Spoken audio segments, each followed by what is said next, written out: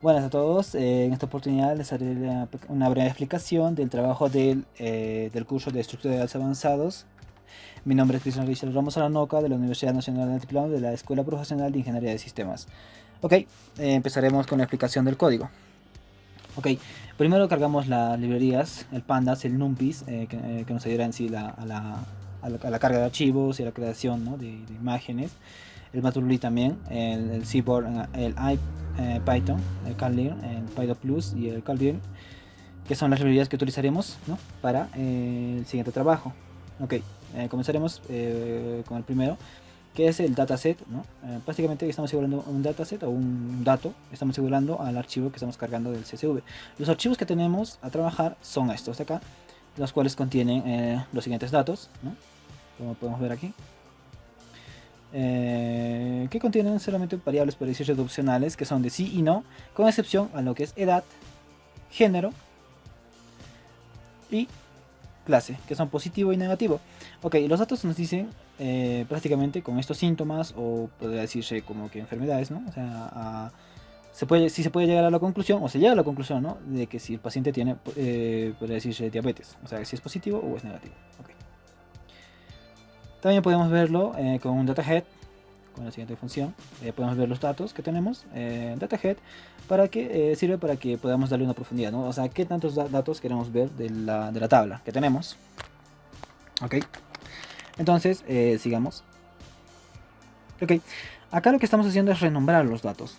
Prácticamente podría decirse que es para trabajarlo mucho mejor, porque nos daría error si es que nosotros le damos un campo, o sea, tenemos campos con espacios, o sea, como el nombre de acá, el sudden weight loss, ¿no? O sea, pérdida de peso repentina, o sea, tendríamos problemas en esos aspectos, porque no les aceptaría esas características y nos lanzaría error. Entonces, lo más recomendable, por eso es lo que hicimos aquí, es una transformación de nombres para poder trabajar con ellos.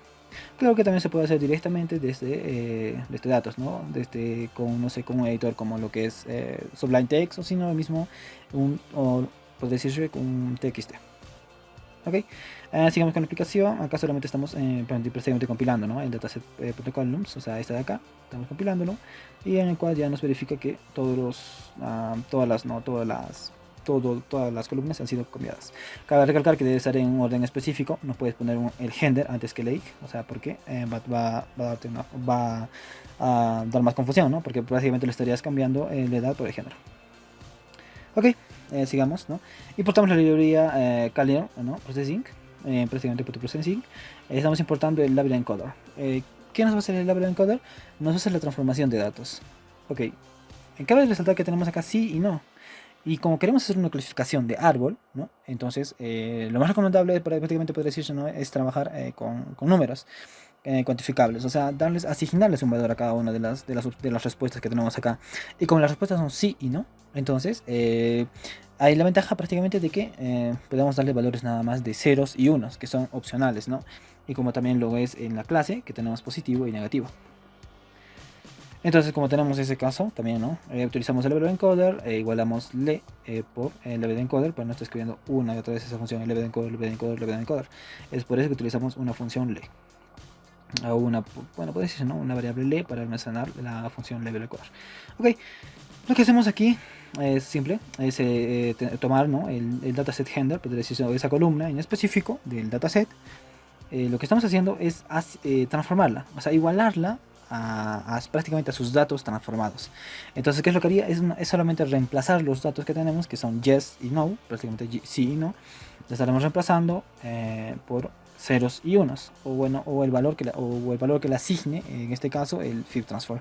Ahora, otra ventaja sería de que si tendrás más de una opción, prácticamente lo va a clasificar de la misma manera con 0, 1 y 2, pero en este caso lo va a asignar de 0 y 1. Hacemos lo mismo con todos los casos o sea, con los que queremos transformar. Cabe recalcar que no estoy transformando lo que es la variable edad y la variable, solamente la única variable que me estoy transformando, porque es la única que no me presentaba datos de tipo objeto, prácticamente por decirlo, ¿no? Acá con lo que queremos calcular es que todos nuestros datos sean de variable int, como había mencionado anteriormente. Ok, acá lo único que estamos haciendo es imprimir el dataset, ¿no? Podría decirse, también podría utilizarse la función directa, ¿no?, dataset, que ahí ya podrías dar una delimitación de cuánto quieres que muestre. Pero acá, como estamos poniendo solamente un dataset, nos está mostrando prácticamente toda la cantidad y acá también el número de cantidades, ¿no? Del registro que tenemos.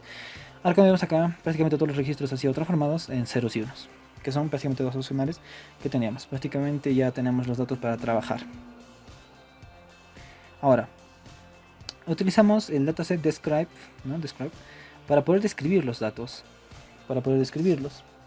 Entonces, lo que tenemos ahí es el count, el mid, el std, el mid, el porcentaje 25, el max y entre otros, ¿no? Que prácticamente lo podemos también explicar cada uno de ellos. El count es la cantidad de registros que tenemos en la base de datos. Como podemos ver, todas tienen la misma cantidad de registros, lo cual prácticamente no afecta en nada, ¿no? Por decirse. Ok, y tenemos el min, que es el promedio, por decirlo, ¿no? Que tenemos, o una media que tenemos entre todos los datos. Es la suma de todos los datos entre la cantidad de datos. Solamente eso, ahí, no estamos hallando en el min. En el std, lo que estamos hallando es la desviación estándar que tenemos en la base de datos, o sea, la cantidad, por decir, como la distancia, ¿no? O sea, que existe entre un punto exacto, puede decirse a la media, ¿no? El mínimo ya es el menor dato que se ha encontrado en esta recolección de datos.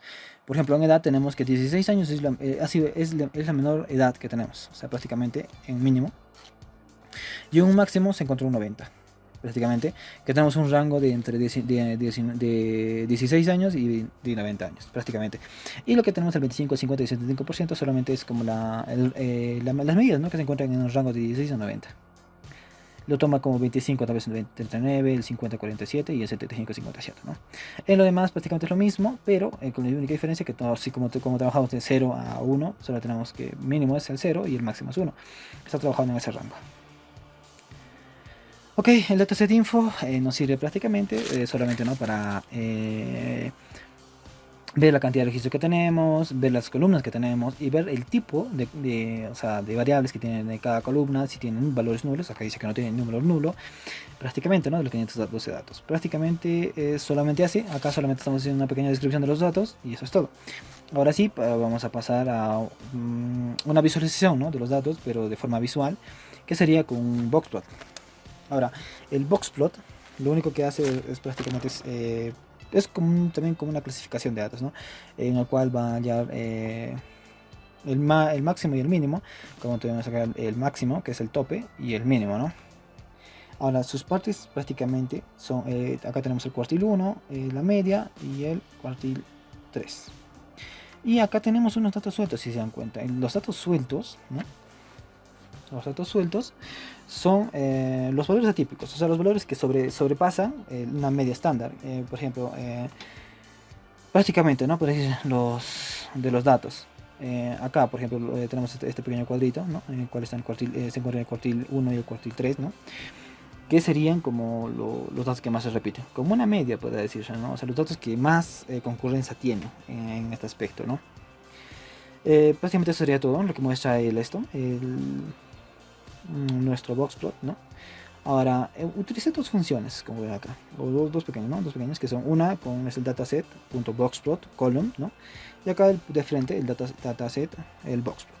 O sea, básicamente acá estoy poniendo un pequeño hiperparámetro que es el column, ¿no? O sea, en el cual te permite seleccionar las columnas que tú quieres trabajar, o sea, con las cuales tú quieres mostrar los datos. Y como tenemos acá rangos de 0 a 1, entonces como que no hay mucho sentido mostrarlo, entonces si tú deseas, ¿no? O sea, digamos, mostrar solamente, digamos, la clase y el género, ¿no? Por decirlo, y la edad. Lo único que hacemos es eliminar lo demás, ¿no? Y compilarlo. Y nos daría este resultado, que sería mucho mejor, ¿no? Porque tú verías mucho mejor los datos en cuanto a la edad, porque los rangos lo supera bastante, ¿no? A lo que es 0 y 1 de esa clasificación. Entonces, lo único que hace el boxplot es eso, prácticamente visualizar los datos, ¿no? Ok, ahora sí ya estaríamos comenzando con prácticamente que estaríamos comenzando con la separación de datos. metiendo los datos de entrada y los datos de salida. Es lo que estamos teniendo acá, que es X, que es los datos de entrada, y los Y, que son los datos de salida, o los datos objetivo, como podría llamarse también. Ahora, estamos poniendo acá, estamos viendo que en el X estamos introduciendo de la columna 0 a la columna 16, ¿no? Podría decirse. Acá hay un pequeño error, un pequeño bug, ¿no? No sé por qué me lo causó, ¿vale? Que cuando ponía 16, solamente me lo esto, ¿no? Me recogía las columnas del 0 al 15, pero si ponía 17 me cogía las columnas del 0 al 16. Entonces, como yo quiero trabajar los datos, yo creo que los datos de entrada 0 sean del 0 al 15, ¿no? De la columna 0 a la 15, entonces por eso le puse 0 al 16. En sí estaría trabajando con la columna 0 y 15. Ok, y en abajo los datos de salida serían los como solamente lo estoy tomando ahora sí la columna 16, que es la columna verdaderamente 16. Ahora, por ejemplo, para poder mostrarlo, ¿no? Acá por ejemplo podemos ver de la columna 0, que es de esta edad, estamos jugando para los de entrada, hasta lo que es obesity, que esa es la columna número 15, y la clase es la columna número 16. Ok, ok, prácticamente estamos metiendo los datos de entrada, que son los test que se hicieron, si tienes dolor de cabeza, o no, si tuviste pérdida de peso, si es un sí o un no, y los datos de salida serían si es positivo o negativo en lo que es diabetes. Ok, comencemos con la separación, ¿no? Prácticamente yo escogí un camino, bueno, como se nota también ahí, ¿no? Escogí un camino de clasificación. Había dos opciones, como nos dio en el trabajo. Había dos opciones, que era una de clusterización y otra de clasificación. Y bueno, ahí escogí, ¿no? El camino de clasificación. Ok, recalcando, ¿no? En ese aspecto. Ok, lo que hacemos acá es importar la librería Clear Model, ¿no? Section. Y importamos el Train Test Split. ¿En qué nos ayuda esta herramienta, por decirlo, ¿no? Prácticamente nos ayuda a separar los datos en dos clases, ¿no? Por ejemplo, tenemos el dato xtrain y el xtest. A ver, ¿qué son el xtrain y el xtest en específico? El xtrain son como los datos de entrenamiento, o van a ser, ¿no? Los datos de entrenamiento, vamos a tomarlos como datos de entrenamiento, y el xtest son como los datos de prueba. Y hacemos lo mismo para la variable de salida, que es el ytrain y el ytest, que prácticamente su lógica es la misma: separar los datos de entrenamiento con los datos para el examen, por decirlo, ¿no? Para la prueba. Ok, les igualamos a el train test split, que nos ayuda, ¿no? A la separación de datos. Las extraemos de la X y de la Y, por decirlo, ¿no? Datos de entrada, de salida. Ahora, el test site lo que hace es prácticamente es qué tanto vas a separar los datos. O sea, qué porcentaje le vas a dar al YTest y al XTest. Porque prácticamente esto lo que hace es separar ambos, ¿no?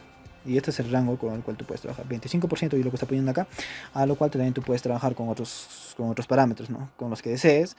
Pero entre la medida estándar está desde el 30 al 20. O sea, siempre se utiliza prácticamente para, no sé, bueno, en esas medidas, ¿no? Están los mejores resultados.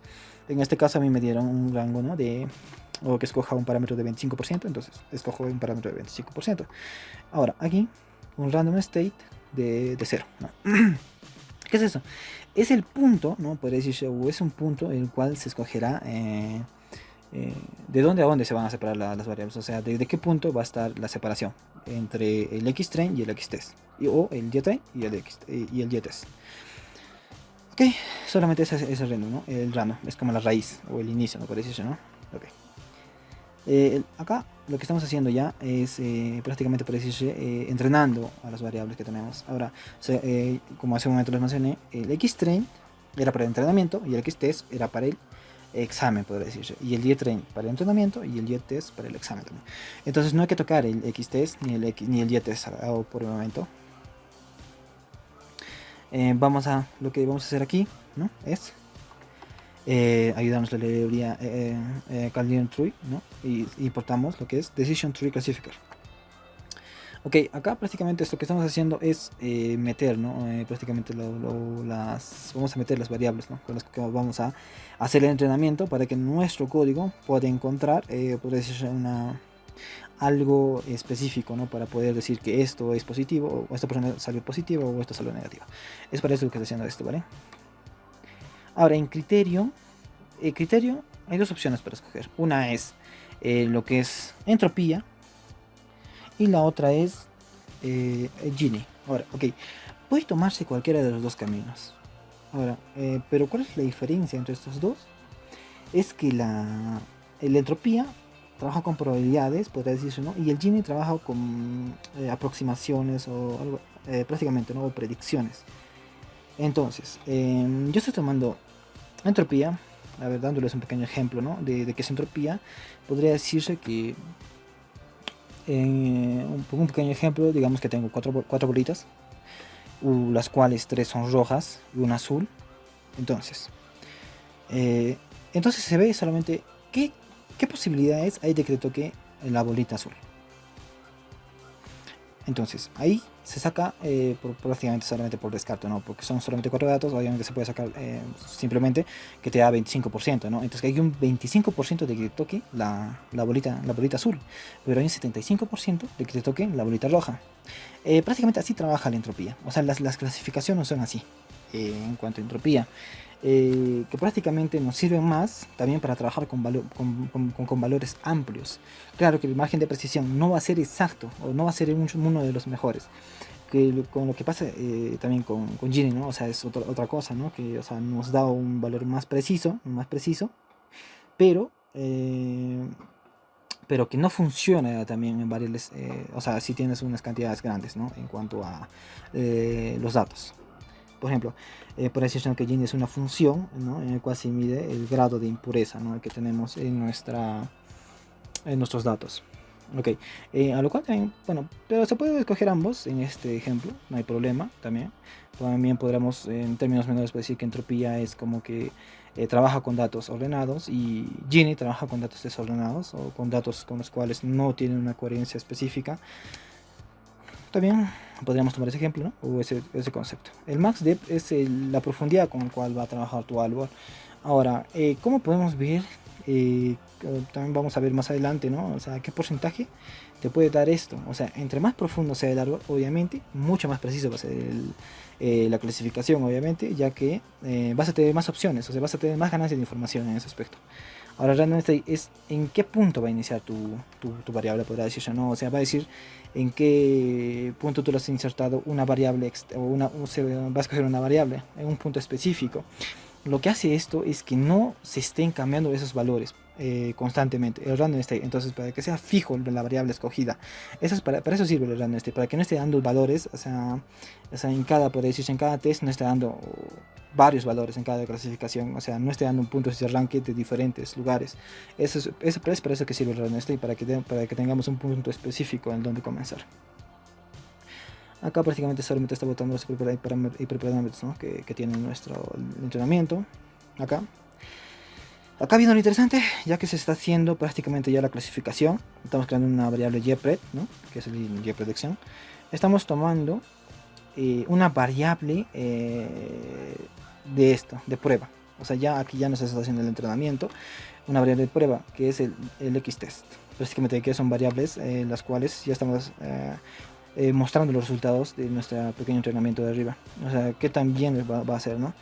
Es por eso que estamos estamos mostrando el YPRED, ¿no? Que es acá este pequeño array, ¿no? Y estamos comparándolo con YTs. ¿Y qué son los YTs? Prácticamente son los datos reales, o sea, los que realmente tenemos, las clasificaciones reales que se han hecho. Por ejemplo, podemos ver acá, por ejemplo, que hay un pequeño error. En un inicio ya hay un pequeño error. Una clasificación no la he hecho bien. ¿Por qué? Porque tenemos 0 y 1.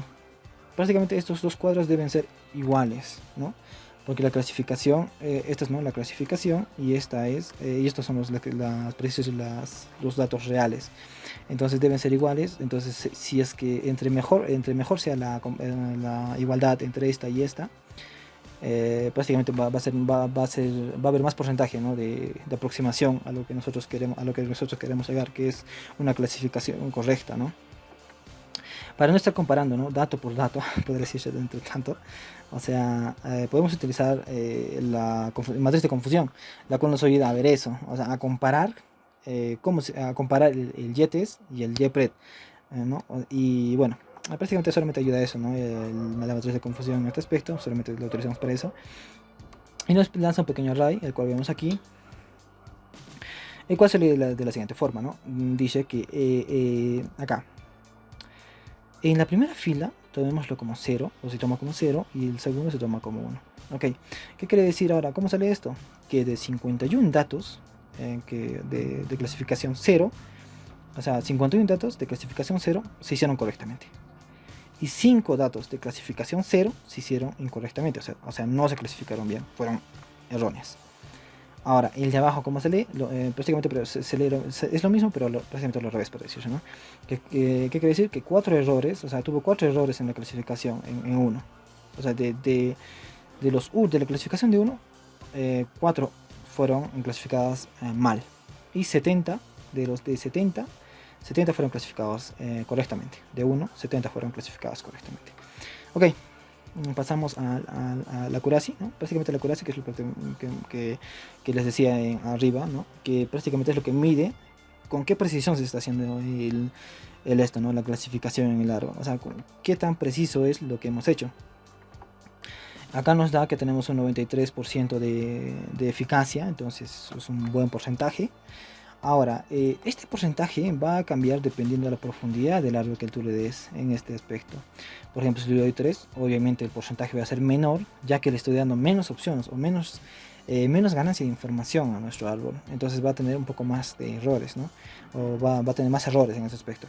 Ahora, aquí lo que estamos haciendo es ver o guardar, ¿no? O sea, la clasificación que se ha hecho arriba, o sea, para futuras o sea, cómo se han hecho las clasificaciones, ¿no? Cómo se han hecho las clasificaciones en este aspecto. Ahora, el dot data acá, lo que estamos haciendo acá ya es el generar el gráfico, o generar el árbol, ¿no? A lo cual le exportamos el tree export graphic, ¿no? Acá el clasifico. Y acá lo que estamos haciendo, estamos poniendo unos cuantos hiperparámetros, ¿no? A nuestro árbol, el load file, and node, el class name. El class name es los datos objetivos, o sea, los objetivos, ¿no? Para decir si es positivo, si es negativo. Le estamos dando para que se pueda diferenciar con un negative o un positive. Ahora, el feeder names lo utilizamos para la recuperación de los nombres de nuestras variables, para que no sean X, o para que no sean X prácticamente, ¿no? O sea, para que no estemos, para que tengamos una mejor comprensión del árbol, o sea, para que nos ayude. Y no estemos trabajando con variables como con X, por eso, ¿no? Porque son variables de entrada, ¿no? Porque no nos daría X1, X2 y esas, ¿no? Y entonces sería un poco más difícil la comprensión del árbol. Podemos llamar cualquier variable en este aspecto, no va a hacer diferencia. En este caso yo estoy llamando la variable clase, que es la que nos da el positivo o negativo. Ok, el file true lo que hace es solamente dar el color al árbol, ¿no? Acá lo que estamos haciendo es prácticamente generar el árbol y ya. Prácticamente igual ahí acá recuperando prácticamente el árbol, ¿no? Prácticamente puede decirse, estamos generando el árbol aquí. Como podemos verlo, nos dice, ¿no? Que tendremos, ¿no? Como variable más importante, ¿no? Para nuestro árbol sería el polidria. Nos dice que si es menor o igual a 5, ¿no? Menor o igual a 5, entonces va a ser verdadero, y si es menor o igual a 5 va a ser falso. Y nos da como un caso de positivo, ¿no? También acá, ¿no? Si es así. Entonces, el árbol de clasificación va a tener una entropía de 95, o sea, va a haber 95 posibilidades, ¿no? de que te toque tal cosa. Ahora, tenemos un sample de 390 datos, o sea, prácticamente son los datos, un value de prácticamente la separación de datos que hay, ¿no? En este aspecto. Y el class prácticamente es positivo o negativo. Acá nos está dando un dato que es positivo, ¿no? Luego es la clasificación a lo que ha llegado. Ahora, prácticamente acá el árbol va a seguir, ¿no? Va a seguir así, clasificando todos los datos hasta prácticamente, ¿no?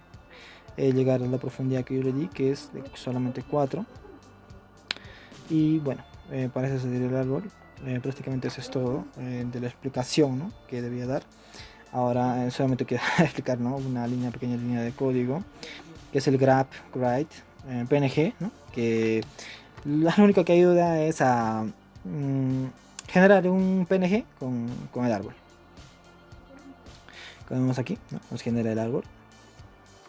Eso es todo, ¿no? Ok, esto prácticamente sería toda la explicación del código, ¿no? Sería toda la explicación del código.